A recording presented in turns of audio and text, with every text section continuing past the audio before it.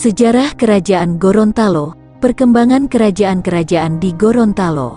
Leluhur Raja-Raja Gorontalo adalah Wadipalapa, tahun 1385 sampai tahun 1427, yang menurunkan Uloli, tahun 1427 sampai tahun 1450. Putra Uloli bernama Wolango, tahun 1450 sampai tahun 1481, menggantikan ayahnya sebagai raja di Gorontalo. Sementara itu garis silsilah Raja-Raja Limboto diawali dari Ratu Tolangohula yang menikah dengan Lepehulawa. Pernikahan ini membuahkan putra bernama Yilonggowa yang menjadi Raja Limboto berikutnya. Raja-Raja Limboto berikutnya adalah Hulado, Enggealo, Tobuto, Datautapu, Mitu, Moito, Pulubulawa, dan Ratu Molie, abad 15.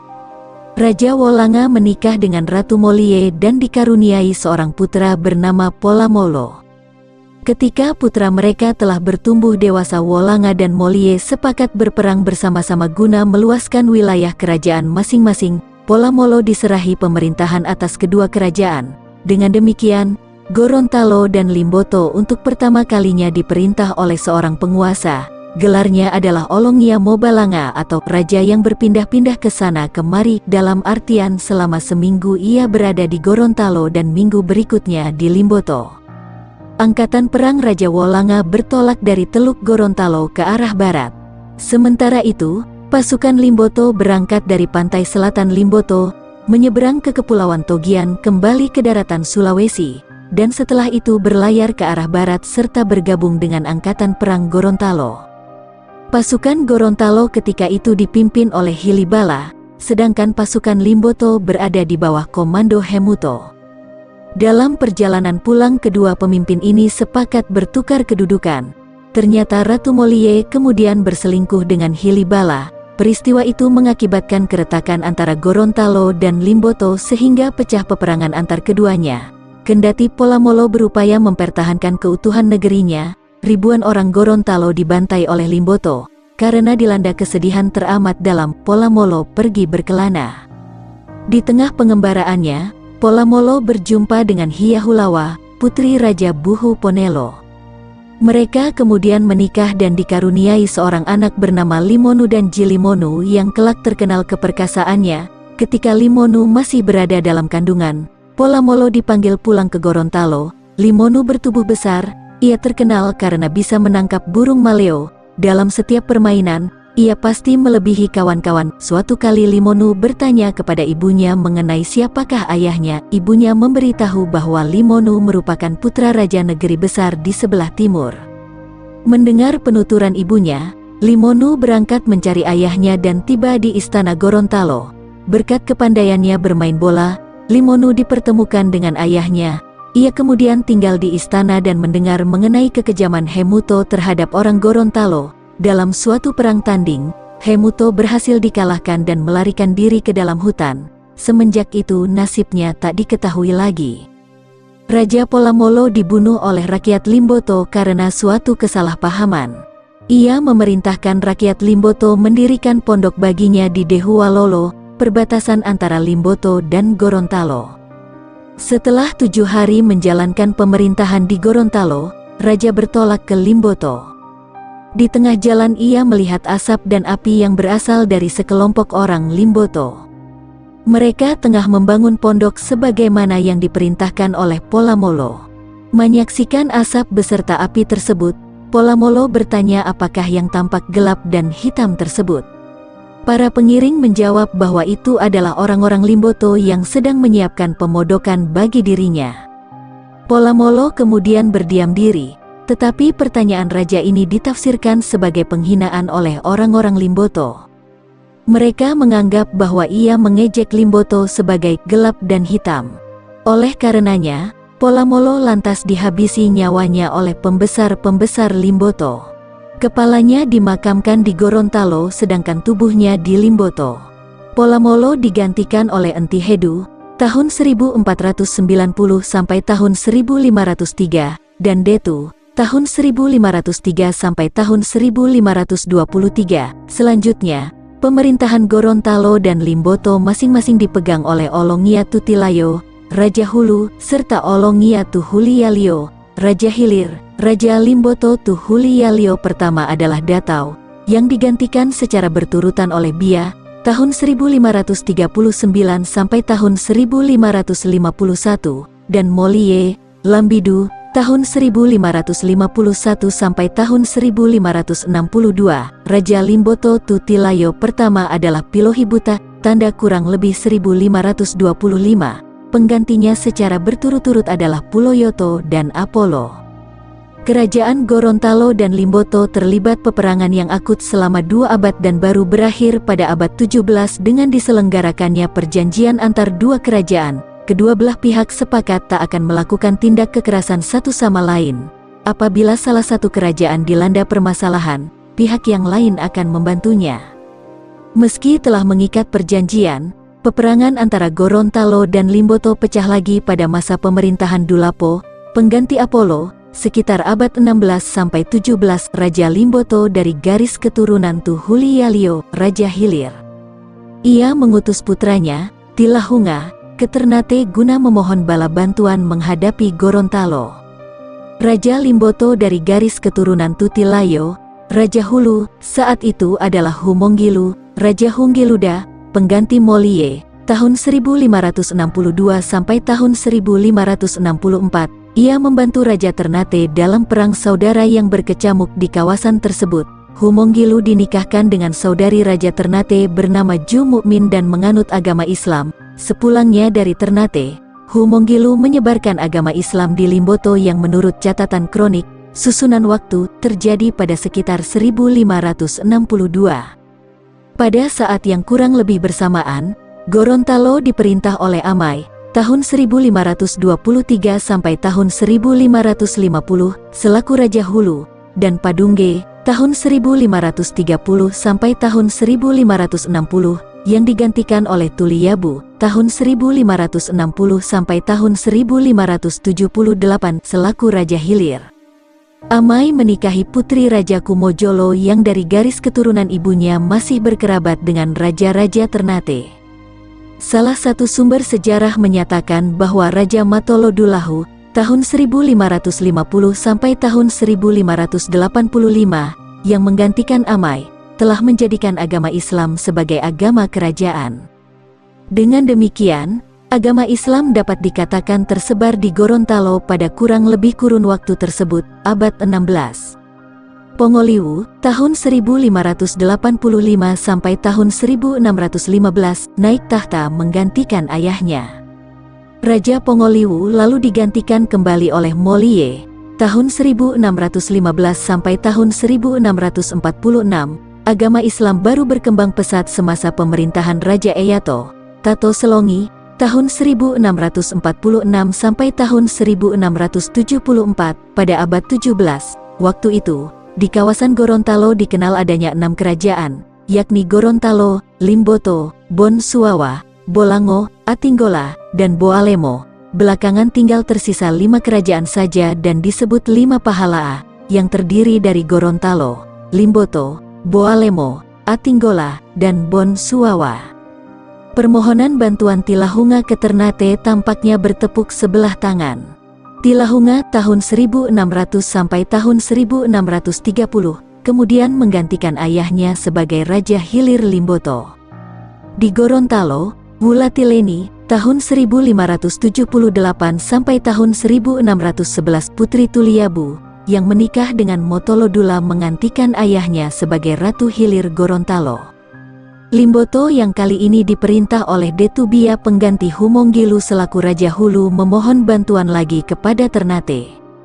Aliansi Limboto dan Ternate berhasil meluluh lantakkan Gorontalo, namun Poheleo atau Mboheleo, putri Matolodulahu dan Wulatileni, ditawan oleh Ternate. Ia dinikahkan dengan Raja Ternate. Ketika ibunya meninggal, Poheleo, tahun 1611 sampai tahun 1632, diizinkan pulang ke negerinya dan menggantikan ibunya selaku Ratu Hilir Gorontalo. Karena mendendam terhadap Limboto yang pernah menghancurkan negerinya, ia mengutus Perdana Menteri Bumulo ke Goa, musuh besar Ternate, dan memohon bantuan mereka. Sebenarnya, Bumulo enggan memenuhi tugas ini karena telah sepakat dengan penghulu kerajaan bernama Eyato untuk mengupayakan persekutuan dengan Limboto. Meskipun demikian, Ratu Poheleo mengancam tak akan mengizinkan pernikahannya dengan Tiduhula, cucu perempuan Matolodulahu. Bersamaan dengan itu, Momiyo tahun 1630 sampai tahun 1650 telah menggantikan Tilahunga sebagai Ratu Hilir Limboto. Berkat bantuan Gowa, Limboto dapat dikalahkan. 2 putri dan seorang putra Ratu Momiyo ditawan oleh Gowa. Putra Ratu Hilir yang bernama Pomontolo kemudian dibawa ke Mandar. Kedua orang putri Limboto mendapatkan perlakuan yang buruk dan tak lama setelah itu Gowa dilanda musim kemarau panjang. Konon setelah kedua orang putri Limboto itu memperlihatkan kesanggupannya menurunkan hujan, Raja Gowa memutuskan memulangkan mereka ke Limboto. Raja Gowa kini berbalik pikiran dan memutuskan menyerang Gorontalo serta menundukkannya di bawah kekuasaan Limboto. Kedatangan angkatan perang Gowa ini terdengar oleh Bumulo yang dengan cerdik mengutus Eyato membawa persembahan berupa emas kepada mereka.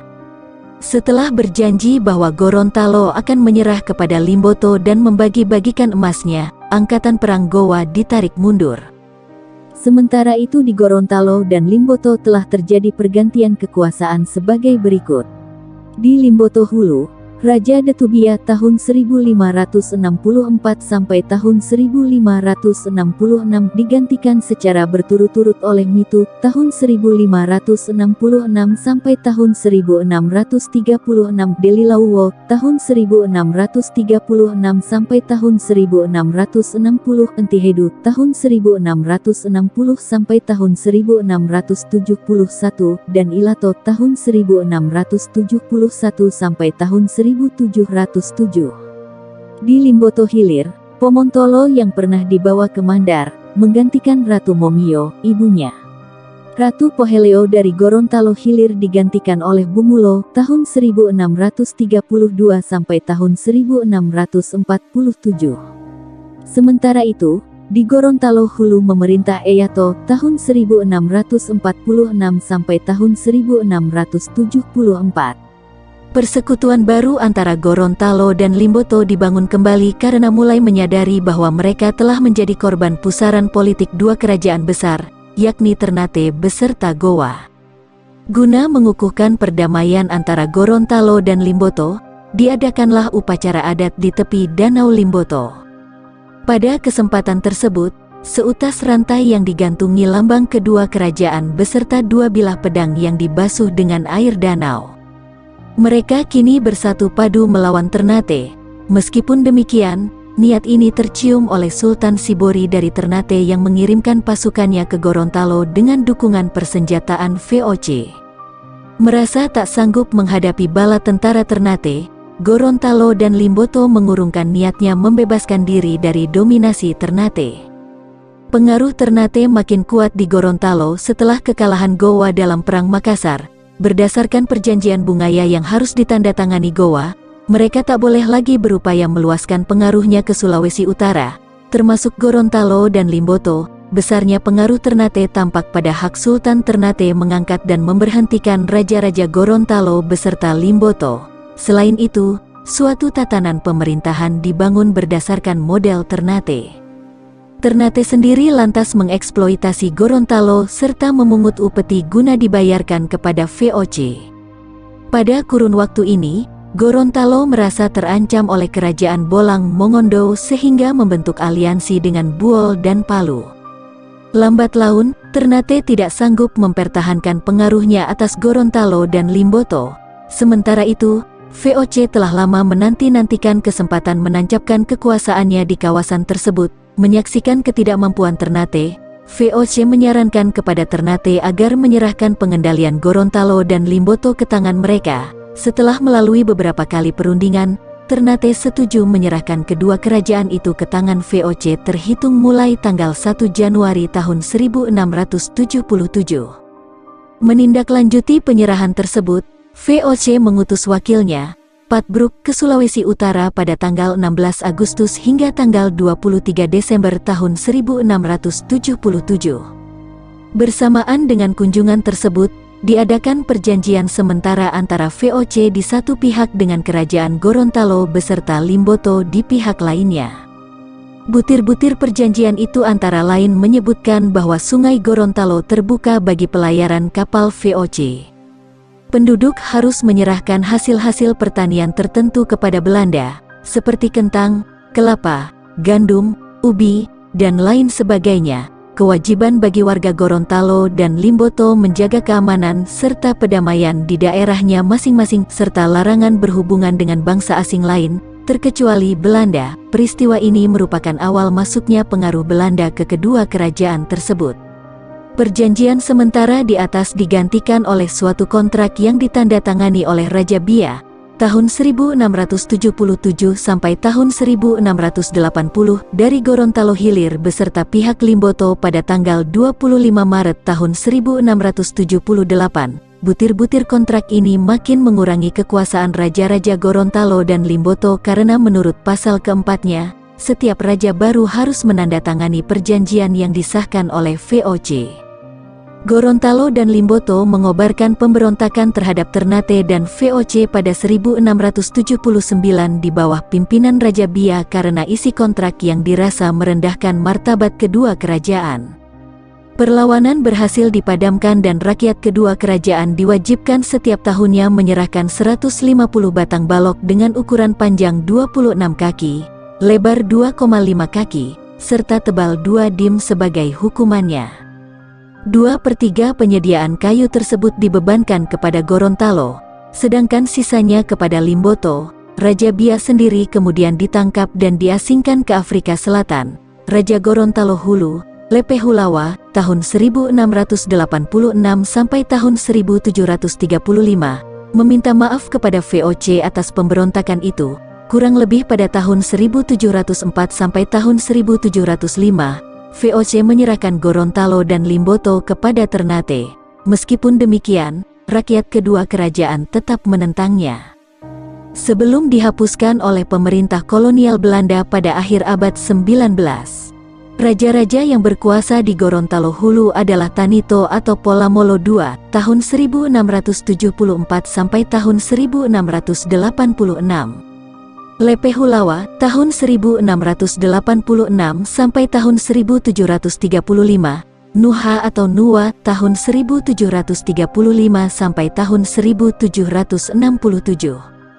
Nasaruddin Tajul Alam Muhammad Walangaji atau Walango II atau Walangaji II, tahun 1767 sampai tahun 1790. Iskandar Bia, Muhammad Hasanuddin Iskandar Panglima Syah atau Muhammad Mirsadien Iskandar Bia, tahun 1790 sampai tahun 1809. Sarajuddin Iskandar Haidar atau Hajdari, tahun 1809 sampai tahun 1828.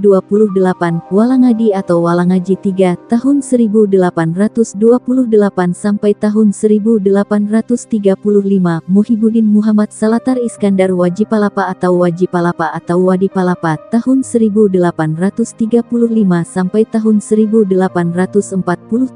Dan Muhammad Tahir Iskandar Haidar Panju atau Panjarois Panjuroro, tahun 1849 sampai tahun 1851. Raja-raja di Gorontalo Hilir selanjutnya adalah Tidu Hula, tahun 1647 sampai tahun 1677. Bia, tahun 1677 sampai tahun 1680. Walangaji atau Walangadi, tahun 1680 sampai tahun 1718. Piola, tahun 1718 sampai tahun 1737. Botutihe atau Botutige, tahun 1737 sampai tahun 1757.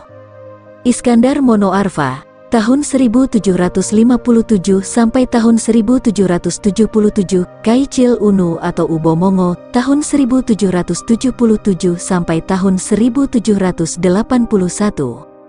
Muhammad Hasanuddin Kaicili Ambohinga atau Pongoliwu Mbuingadaa atau Napu, tahun 1782 sampai tahun 1795.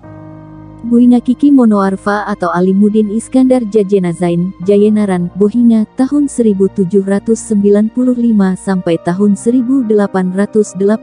Muhajidin Muhammad Zain Iskandar Monoarfa atau Muhammad Iskandar Pui Monoarfa tahun 1818 sampai tahun 1829. Alimuddin Muhammad Zain Adonara Lihawa atau Lihawa Monoarfa tahun 1829 sampai tahun 1830.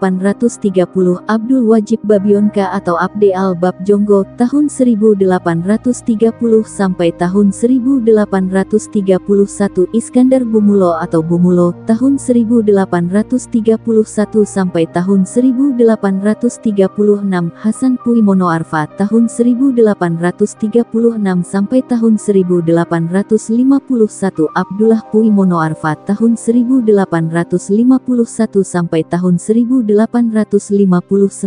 Dan Zainal Abidin Al-Habsi Monoarfa atau Zainal Abidin Monoarfa tahun 1859 sampai tahun 1878. Sebagai ganti Raja Bia dari Gorontalo Hilir, atas persetujuan Raja Lepe Hulawa dari Gorontalo Hulu, diangkatlah Walangadi tahun 1680 sampai tahun 1718, meski ia bukan keturunan Raja Bia. VOC mencoba melakukan lebih banyak intervensi dalam roda pemerintahan Gorontalo. Akibat kekalahannya dalam pemberontakannya melawan VOC, Gorontalo dibebani pembayaran kompensasi. Selain itu, VOC juga memaksakan beberapa pasal tambahan dalam perjanjian yang dulu telah disepakati oleh Raja Bia, antara lain kewajiban menyerahkan emas seberat 2 kati setiap tahunnya. Selain itu, rakyat Gorontalo dilarang membuat garam sendiri, yang kemudian dimonopoli penjajah. Selain itu, VOC menuntut penyerahan berbagai sumber daya alam Gorontalo. Raja Lepe Hulawa dari Gorontalo Hulu meninggal dan digantikan oleh Nuha atau Nuwa, tahun 1735 sampai tahun 1767. Kurang lebih bersamaan dengan itu, Raja Walangadi mengundurkan diri dari jabatannya dan digantikan oleh Botutihe atau Botutige, tahun 1737 sampai tahun 1757, atas persetujuan para bangsawan Gorontalo. Ia merupakan sosok yang pandai serta memiliki ketegasan. Belum lama memerintah, Botutihe harus menghadapi pergolakan dengan kerajaan-kerajaan lain di sekitarnya, seperti Atinggola, Boalemo, dan Suwawa Bon. Alasannya, berdasarkan perjanjian yang disepakati dengan VOC pada 1730, mereka merasa kedudukannya sederajat dengan Gorontalo Limboto sehingga menghendaki tata cara penghormatan yang sama, sedangkan Gorontalo dan Limboto menganggap dirinya lebih tinggi dibanding raja-raja lainnya. Melalui perantaraan VOC, perseteruan ini dapat diselesaikan secara damai dengan tetap mengakui Gorontalo Limboto selaku kerajaan tertinggi di kawasan tersebut. Akibat kegagalannya mengatasi penyelundupan dan perdagangan gelap oleh para pelompak, Botutihe diturunkan dari kedudukannya. Calon pengganti Botutihe yang tak mempunyai keturunan adalah Jogugu Gorontalo yang bernama Iskandar Monoarfa. Ia diundang ke Ternate oleh Gubernur Abraham Abeliven pada tanggal 16 November tahun 1657 guna menandatangani kontrak politik sebanyak 19 pasal. Namun, sebelum Iskandar Monoarfa sempat dilantik secara resmi sebagai Raja Gorontalo Hilir, tersebar berita bahwa Botutihe memiliki putra bernama Kaicil Unu. Oleh karena itu, Gubernur menuduh Iskandar Monoarfa hendak menyingkirkan saingannya dengan memberikan keterangan palsu. Ia kemudian dipenjara di Ternate. Para bangsawan Gorontalo mengajukan keluhan kepada Gubernur Skonderfut yang menggantikan Abeliven mengenai penahanan Iskandar Monoarfa. Hal ini menyebabkan kosongnya pemerintahan di Gorontalo karena Raja Nuha telah lanjut usia dan di samping itu, Kaicil Unu belumlah cukup umur memangku pemerintahan. Mereka meminta agar Iskandar Monoarfa dibebaskan serta diangkat sebagai Raja Gorontalo Hilir. Permohonan ini disetujui oleh VOC dan Iskandar Monoarfa tahun 1757 sampai tahun 1777 dikembalikan serta diangkat sebagai Raja Gorontalo Hilir. Tetapi sebelum dibebaskan, Monoarfa diwajibkan memasok getah karet kepada VOC dengan harga Rp70–80 per pikulnya. Raja Gorontalo Hilir yang baru ini mengusulkan pembangunan benteng di sekitar Sungai Paguyama kepada residen VOC di Manado. Raja mengajukan permohonan bantuan dana, sementara itu pihak Gorontalo yang akan menyediakan tenaga kerjanya. Kendati demikian, VOC sedang mengalami kesulitan keuangan akibat kekalahannya terhadap Inggris. Karenanya, VOC menyetujui penyediaan dana sebesar Rp20.000 dengan catatan uang itu dianggap sebagai pinjaman atau utang jangka panjang. Iskandar Monoarfa menyambut tawaran VOC itu dan memulai pembangunan benteng pada 1767. Sebenarnya, tujuan pembangunan benteng ini adalah memperkuat pertahanan Gorontalo dalam menghadapi tekanan VOC. Dalam waktu 3 tahun saja pembangunannya dapat diselesaikan dan selanjutnya dinamai Benteng Monoarfa. Utang ini di kemudian hari dimanfaatkan oleh VOC untuk memeras Gorontalo dalam wujud kewajiban menyerahkan emas. Iskandar Monoarfa tercatat menandatangani kontrak politik pada tanggal 3 Agustus tahun 1776. Isinya mengingatkan Gorontalo agar memenuhi perjanjian-perjanjian sebelumnya. Isi perjanjian ini sangat merugikan Gorontalo. Kerajaan tersebut diwajibkan menyerahkan 1.200 ril emas setiap tahunnya kepada VOC dan sebagai gantinya Belanda akan menyediakan kain keperluan rakyat Gorontalo. Namun, pada pasal 3, Belanda menegaskan bahwa kain tersebut harus dibeli dengan harga yang ditetapkan secara sepihak oleh penjajah. Belanda menerapkan politik pecah belah dengan memaksa para raja Gorontalo menekan raja-raja bawahan beserta rakyatnya sehubungan pengumpulan emas guna diserahkan kepada VOC setiap tahunnya, yang pada praktiknya kerap terjadi penyelundupan emas. Namun, Belanda tidak memperkenankan raja-raja Gorontalo mengadili pelakunya. Mereka diharuskan menyerahkan para penyelundup emas kepada penjajah dan akan mengadilinya di Ternate sesuai hukum VOC. Dengan demikian, ini menandai awal intervensi Belanda terhadap proses peradilan di Gorontalo. Raja Iskandar Monoarfa dipecat dari jabatannya pada 1777 dan diasingkan ke Ternate. Sebagai penggantinya diangkatlah Kaichil Unu tahun 1777 sampai tahun 1781.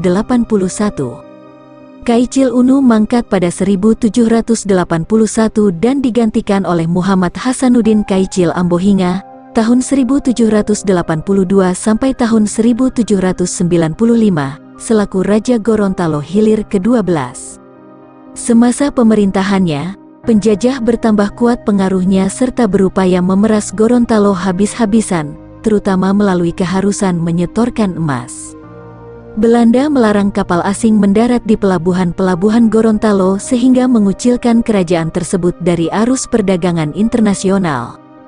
Seiring dengan itu, ancaman para perompak makin meningkat, apalagi VOC sendiri berada di ambang kebangkrutannya. Akibat dibebani keharusan menyetorkan emas, berbagai daerah bawahan Gorontalo berontak dan berupaya melepaskan diri. Penguasa-penguasa daerah itu bersekutu dengan para bajak laut dan melancarkan perlawanan, tetapi dapat digagalkan oleh Belanda. Kewajiban menyerahkan emas ini makin memberatkan Gorontalo sehingga mereka meminta keringanan kepada VOC. Sehubungan dengan hal ini, Ambohinga berencana mengadakan pembicaraan dengan residen Bayer di Manado seputar masalah penyerahan emas.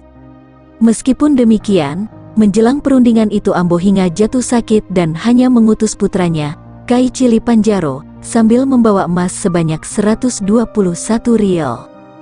Tetapi Bayer mengatakan bahwa emas tersebut masih belum cukup melunasi utang Iskandar Monoarfa serta menuntut agar masalah utang ini segera diselesaikan. Ambohinga lantas memberikan wewenang kepada putranya untuk menjual kekayaan miliknya demi melunasi utang tersebut. Masalah yang mendera kerajaan Gorontalo tidak selesai sampai di situ saja. Pecah pertikaian dengan Maipuro, Raja Parigi yang menuduh Gorontalo telah merampas kekayaan emasnya. VOC segera turun tangan mencegah pecahnya peperangan antara Parigi dan Gorontalo. Sementara itu, di Gorontalo Hulu, Raja Nasaruddin Tajul Alam Muhammad Walangaji atau Walangaji II, tahun 1767 sampai tahun 1790, mangkat dan digantikan oleh Iskandar Bia, tahun 1790 sampai tahun 1809, selaku Raja Gorontalo Hulu ke-11. Saat dikukuhkan kedudukannya di Ternate, Ambohinga dari Gorontalo Hilir yang sedang sakit menyertainya, Raja Iskandar Bia pernah mengirim surat kepada Gubernur Jenderal Arnold Alting tertanggal 31 Maret tahun 1791. Isinya meminta kepada Belanda agar harga kain yang dibelinya bisa ditukar dengan emas yang dihasilkan di Gorontalo. Raja melaporkan pula mengenai pedagang Bugis yang melanggar adat kebiasaan setempat. Kami Paduka Raja-Raja dengan menteri-menteri berani memohonkan kasih sayang kepada Paduka Maha Mulia lagi tertinggi bangsawan Gubernur Jenderal pada mengurangkan daripada harga kain-kain tukar menukar dengan emas hampir cari tersisa pada segala bala rakyat. Istimewa pula zaman sekarang ini Kapiten Bugis itu sudah kerja rumah dan tempat putus dan bermain ayam. Jikalau sebegitu kelakuan orang Bugis itu bertinggal, akhirnya akan jadi sesal kepada negeri Gorontalo, karena yang demikian itu tiada kebiasaan kepada orang-orang Gorontalo. Berdasarkan kutipan di atas, tampaknya adat yang dilanggar oleh orang-orang Bugis adalah menyabung ayam. Karenanya, boleh disimpulkan bahwa menyabung ayam merupakan kegiatan terlarang di masa itu. Sekembalinya ke Gorontalo dari mendampingi Iskandar Bia ke Ternate, Ambohinga wafat setelah menderita sakit dan digantikan oleh Alimuddin Iskandar Jajena Zain Bohinga, tahun 1790 sampai tahun 1818 sebagai Raja Gorontalo Hilir ke-13. Ia merupakan putra Iskandar Monoarfa. VOC memaksa Bohinga menandatangani kontrak politik baru pada tanggal 14 Desember tahun 1790 yang isinya menyatakan kesediaannya dipecat jikalau tak sanggup menyerahkan emas sesuai keinginan penjajah. Pada 1799, Bohinga mengadakan perundingan dengan utusan Inggris bernama Jacobson. Oleh pihak Inggris, raja yang menandatangani perjanjian dianggap sebagai penguasa tertinggi dan sekaligus kepala pemerintahan.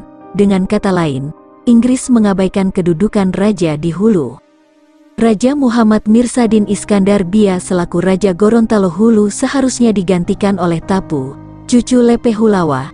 Namun, karena hubungan yang kurang baik saat itu, Belanda belum juga mengukuhkannya di Ternate hingga ia mangkat pada 1809. Belanda segera mencari penggantinya guna mencegah kekosongan pemerintahan di Gorontalo. Pilihan jatuh kepada Sarajuddin Iskandar Haidar, tahun 1809 sampai tahun 1828, putra Raja Iskandar Bia.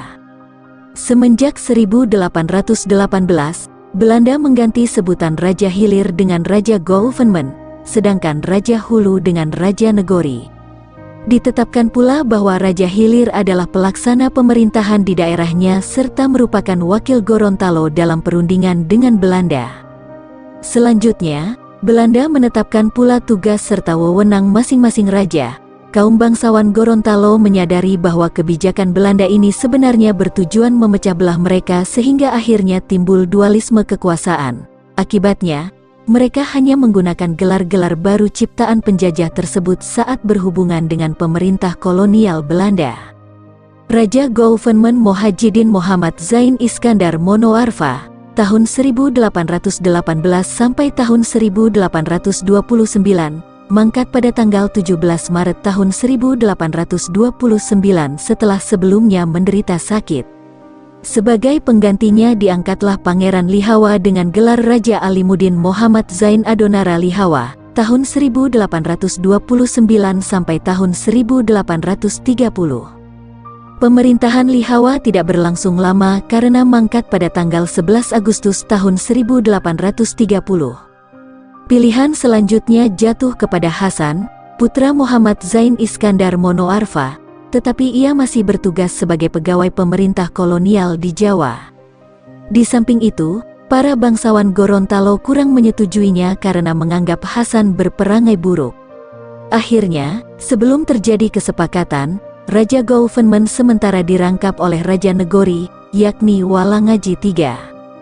Kaum bangsawan juga kurang menyukai Walangaji III sehingga mereka mengusulkan Jogugu Abdul Wajib Babiongka atau Abde Albab Jonggo, tahun 1830 sampai tahun 1831, sebagai Raja Gouvernement ke-17. Usulan ini disetujui oleh pemerintah kolonial dan ia dilantik pada tanggal 11 Desember tahun 1830. Walangaji III menjadi kecewa terhadap kaum bangsawan yang kurang menyukai dirinya sehingga kurang semangat bekerja. Banyak urusan sengaja ditelantarkannya hingga mendapat peringatan keras dari pemerintah kolonial. Ia lalu berjanji memangku jabatannya dengan baik. Pangeran Wajipalapa tampil sebagai Raja Negori ke-16 dengan gelar Muhibbuddin Muhammad Salatar Iskandar Wajipalapa tahun 1836 sampai tahun 1847. Salah satu sumber mengenai silsilah raja-raja yang memerintah di Gorontalo menyebutkan bahwa Tilahunga, putra Raja Wajipalapa, yang kemudian diangkat sebagai raja di kerajaan kecil bernama Bolango, terkenal akan daya ingatnya yang luar biasa. Sekali saja seseorang menyebutkan silsilahnya, Tilahunga akan mengingatnya di luar kepala. Tilahunga pernah meriwayatkan kepada asisten Residen Riddle mengenai nama raja-raja yang berkuasa di Gorontalo mulai dari zaman VOC hingga pemerintahan Hindia Belanda. Iskandar Bomulo, tahun 1831 sampai tahun 1836, Raja Gouvernement yang menggantikan Abdul Wajib Babiongka, merupakan seorang tokoh yang keras kepala sehingga ia dipanggil oleh Residen Belanda di Manado. Selama kepergiannya itu, Hasan Monoarfa diserahi tugas sebagai Raja Gouvernement sementara, ia memanfaatkan kesempatan ini guna memperluas kekuasaannya di kalangan bangsawan Gorontalo. Akibatnya, begitu tiba di kampung halamannya, Iskandar Bomulo menghadapi perlawanan kaum bangsawan lainnya. Itulah sebabnya, Iskandar Bomulo mengajukan pengunduran dirinya tetapi tak disetujui pemerintah kolonial. Raja Negori Wajipalapa mangkat pada tanggal 18 Desember tahun 1847. Kaum bangsawan tidak kunjung menyepakati siapakah yang layak menggantikannya. Karena lowongnya jabatan itu, Raja Gouvernement Iskandar Bomulo dipercaya merangkapnya sementara waktu. Kesepakatan baru dicapai pada 1849 ketika kaum bangsawan mencalonkan Pangeran Muhammad Tahir Iskandar Haidar Panju sebagai Raja Negori. Pemerintah kolonial menerima pencalonannya sehingga resmilah Haidar Panju tahun 1849 sampai tahun 1851 menjadi Raja Negori ke-17. Ia merupakan Raja Negori terakhir karena setelah itu Belanda menerapkan kebijakan bahwa di Gorontalo hanya ada seorang raja saja. Setelah diterapkannya kebijaksanaan di atas, hanya ada satu raja saja di Gorontalo, yakni Raja Gouvernement. Semasa pemerintahan Raja Gouvernement terakhir, Zainal Abidin Al-Habsyi Monoarfa, terjadi penggelapan pajak oleh para bangsawan Gorontalo. Akibatnya, Belanda memerintahkan raja agar memecat mereka. Musibah menerpa Gorontalo dengan terjadinya gagal panen pada tahun 1877 sampai tahun 1878. Pada saat itu pula mangkatlah Zainal Abidin Al-Habsyi Monoarfa. Pemerintah kolonial tidak mencari penggantinya dan menerapkan pemerintahan langsung di Gorontalo. Peristiwa ini menandai berakhirnya kerajaan Gorontalo. Sementara itu, raja-raja yang memerintah Limboto Hulu adalah Humonggilu, 1707 tanda kurang lebih 1710. Pulu, tanda kurang lebih tahun 1710 sampai tahun 1750. Biaudin, tahun 1750 sampai tahun 1777, Laya, tahun 1777 sampai tahun 1782, Tilahunga, tahun 1782 sampai tahun 1790, Tapu, tahun 1790 sampai tahun 1800, Humonggilu, tahun 1800 sampai tahun 1809, Musafiruddin Iskandar Tamau atau Iskandar Abdul Rauf, tahun 1809 sampai tahun 1812, Jafar Naki, tahun 1812 sampai tahun 1818, Pakaya tahun 1818 sampai tahun 1820, Abdurrahman, tahun 1820 sampai tahun 1826.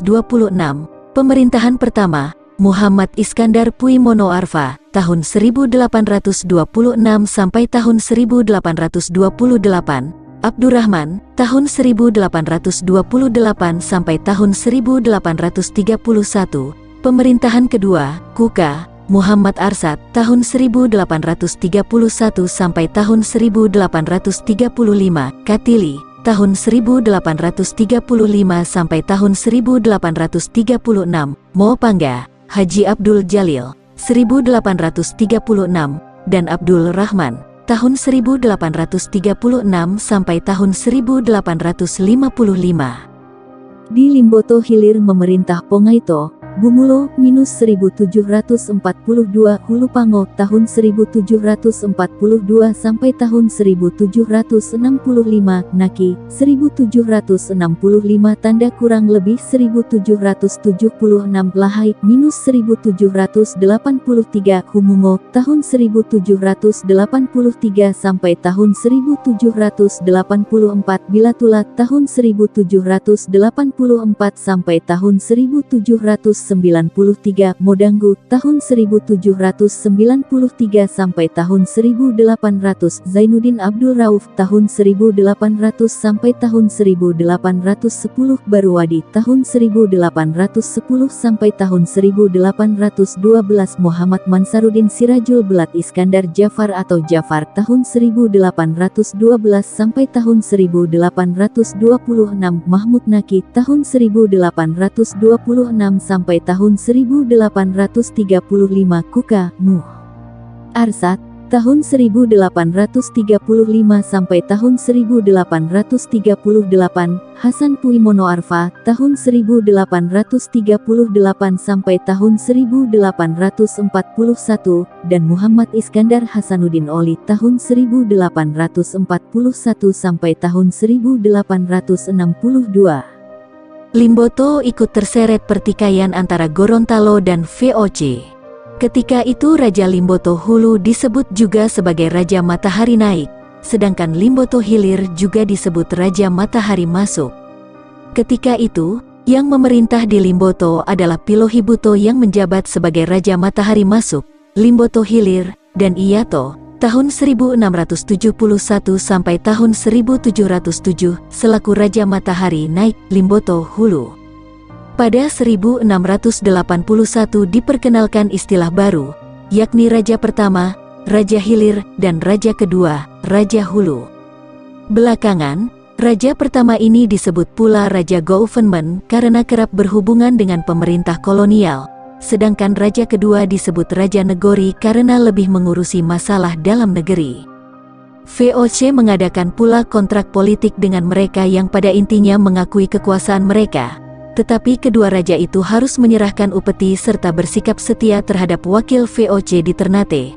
Dipicu oleh 160 budak yang melarikan diri ke Buol, pecah pertempuran pada tanggal 19 Desember tahun 1683 antara Limboto dan Buol. Kondisi kerajaan-kerajaan pada saat itu rentan perselisihan.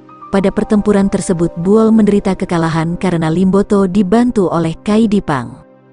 Kegiatan perompakan merajalela di Teluk Tomini, yang menurut Belanda merupakan tanggung jawab Limboto untuk memberantasnya. Pemerintah kolonial lalu menekan Limboto agar lebih aktif memerangi perompakan.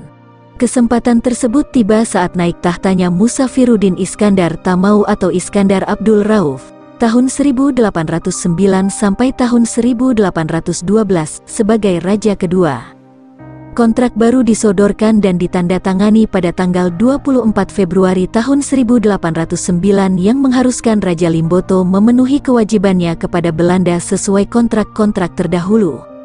Setelah berakhirnya kekuasaan Inggris di Kepulauan Nusantara, yang memerintah sebagai Raja Pertama adalah Muhammad Mansaruddin Sirajul Belat Iskandar Jafar, tahun 1812 sampai tahun 1826. Sedangkan Raja Keduanya dijabat oleh Abdurrahman. Keduanya juga memperoleh pengakuan dari pemerintah Inggris serta dikukuhkan kedudukannya di Manado oleh Residen Neis. Pada 1822, kedua Raja Limboto diundang ke Ternate dan pada kesempatan itulah penggunaan gelar Raja Pertama dan Raja Kedua bermula.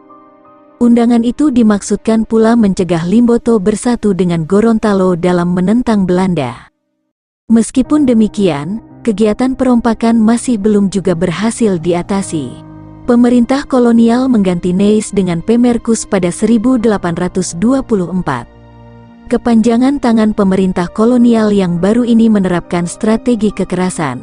Ia memutuskan membangun benteng di Kuandang yang biayanya dibebankan kepada Limboto. Pemerkus mengadakan kunjungan ke Limboto pada tanggal 4 Juni dan berhasil mengadakan perjanjian dengan para penguasa Limboto. Isi perjanjian itu memberi kesempatan penjajah mengeksploitasi Limboto, seperti pemberian izin memungut pajak tol oleh pemerintah kolonial serta perintah membangun jalan. Meskipun demikian, terdapat pasal yang melarang perdagangan budak. Pangeran Juka, salah seorang bangsawan Gorontalo yang sebelumnya pernah bermasalah dengan pemerintah kolonial dan dibuang ke Malaka, diizinkan tinggal di Limboto. Ia berselisih dengan Raja Muhammad Iskandar Hasanuddin Oli tahun 1841 sampai tahun 1862 dan mencoba membunuhnya. Pembunuhan berhasil digagalkan dan Pangeran Juka dihadapkan pada pengadilan yang dihadiri oleh Raja-Raja Gorontalo, yakni Iskandar Bomulo beserta Iskandar Wajipalapa. Pengadilan menjatuhkan hukuman pengasingan 5 tahun ke Ambon kepada Pangeran Juka. Raja Muhammad Iskandar Hasanuddin Oli sendiri merupakan raja terakhir karena setelah ia wafat tidak diangkat penggantinya. Sebelumnya, Belanda menerapkan kebijakan dalam satu kerajaan hendaknya hanya ada satu raja. Peraturan ini kemudian disampaikan kepada para raja Gorontalo dan Limboto lewat perantaraan asisten residen Gorontalo, namun diprotes oleh Raja Negori Abdul Rahman tahun 1836 sampai tahun 1855 dari Limboto Hulu. Ia mengatakan bahwa alasan Belanda yang mengaitkan kemunduran kawasan tersebut dengan adanya 2 orang raja adalah tak masuk akal. Asisten residen tak dapat mengambil keputusan apapun dan melimpahkan kasusnya kepada Residen Manado yang mengundang Abdul Rahman. Di hadapan residen, Raja Abdul Rahman menyampaikan bahwa pemerintahan 2 orang raja itu sangat baik bagi perimbangan kekuasaan. Residen Manado, serius, tidak surut dari pendiriannya dan mengancam Abdul Rahman. Ia memberikan Raja Negori Limboto itu 2 pilihan, menerima keputusan tersebut dan menerima tunjangan per tahunnya, atau diasingkan dari negerinya. Dengan terpaksa Abdul Rahman menyetujui pilihan pertama sehingga ia menjadi Raja Negori terakhir di Limboto. Berakhirnya pemerintahan para raja di Gorontalo. Para pemuka setempat semenjak 1861 menghendaki agar 5 pahala ditempatkan langsung di bawah pemerintah kolonial. Belanda menyambut baik keinginan ini dan Menteri Jajahan Kerajaan Belanda mengeluarkan persetujuannya pada 1864. Tetapi setelah diperhitungkan masak-masak ternyata dengan diberlakukan pemerintahan langsung Belanda harus mengeluarkan biaya tambahan sebesar Vel 25.000. Oleh karena itu, kebijakan tersebut ditunda selama 25 tahun. Selama kurun waktu itu, raja-raja yang meninggal tidak diganti dan roda pemerintahan dijalankan oleh para marsa oleh kepala distrik di antara 5 pahala. Yang terakhir meninggal adalah Raja Gorontalo Hilir pada tanggal 12 April tahun 1878. Kekuasaan Belanda sendiri makin mantap setelah berakhirnya Perang Panitip pada 1873. Pemerintahan para raja di Gorontalo baru diakhiri sepenuhnya oleh pemerintah Belanda berdasarkan Beslit, surat keputusan penetapan pengangkatan Gubernur Jenderal Hindia Belanda pada tanggal 17 April tahun 1889, Stadsblad nomor 96 dan 250 tahun 250. Adapun raja-raja terakhir bagi masing-masing kerajaan yang berada di Gorontalo adalah Limboto Barat, Hilir, dengan raja terakhirnya Muhammad Iskandar Hasanuddin Oli, tahun 1841 sampai tahun 1863. Limboto Timur, Hulu, dengan raja terakhirnya Abdul Rahman, tahun 1836 sampai tahun 1855. Gorontalo Barat, Hilir, dengan raja terakhirnya Zainal Abidin Monoarfa, tahun 1859 sampai tahun 1878. Gorontalo Timur, Hulu, dengan raja terakhirnya Panjaroy, Panjororo, tahun 1849 sampai tahun 1851. Bon Suwawa dengan raja terakhirnya Sabjatidien Iskandar Muhammad Wartabone Ilohu tahun 1839 sampai tahun 1858. Sejak penghapusan kerajaan-kerajaan tersebut, dibentuklah Afdeling Gorontalo yang dipimpin oleh seorang asisten residen. Sosial kemasyarakatan, rakyat Gorontalo pada masa silam meyakini kekuatan gaib dan juga Motoluhuta, makhluk halus yang berpotensi mengganggu kehidupan manusia. Guna mencegah atau menangkal pengaruh-pengaruh buruk yang berasal dari para makhluk tersebut, diselenggarakanlah upacara-upacara adat yang disebut Mopo Alati atau Mohilihu. Pimpinan bagi upacara tersebut adalah seorang dukun yang disebut Talenga atau Panggoba. Mereka membacakan mantra-mantra tertentu dan mempersembahkan berbagai sesajian. Selain itu, masyarakat Gorontalo di zaman lampau meyakini adanya 4 unsur di alam semesta ini yang memiliki kekuatan, yakni Huta tanah, Taluhu air, Dupoto angin, dan Tulu api. Keempat unsur ini dianggap sebagai penjamin kelangsungan hidup manusia, namun dapat pula mendatangkan malapetaka. Apabila dicermati, keempat unsur di atas mirip dengan yang terdapat dalam filsafat India, tetapi hubungannya dengan India dan pengaruhnya di kawasan ini perlu menjadi objek penelitian lebih lanjut. Orang Gorontalo percaya pula bahwa benda-benda tertentu seperti keris, akar bahar, dan batu-batuan tertentu memiliki kekuatan gaib yang sanggup menolak mara bahaya. Meskipun Belanda telah menghapuskan kerajaan-kerajaan yang ada di Gorontalo, adat istiadat setempat tetap berjalan di tengah-tengah masyarakat. Nilai-nilai tradisional seperti motu tulungia, gotong royong, dan dembulo, pemberian sumbangan bagi mereka yang dilanda kematian anggota keluarga, dipertahankan oleh rakyat. Ini berlaku pula dengan kesenian-kesenian rakyat, seperti Mobara Janji, Momalebohu, Pakadanga, Mojongge, Tonggobi, dan Molinggolo.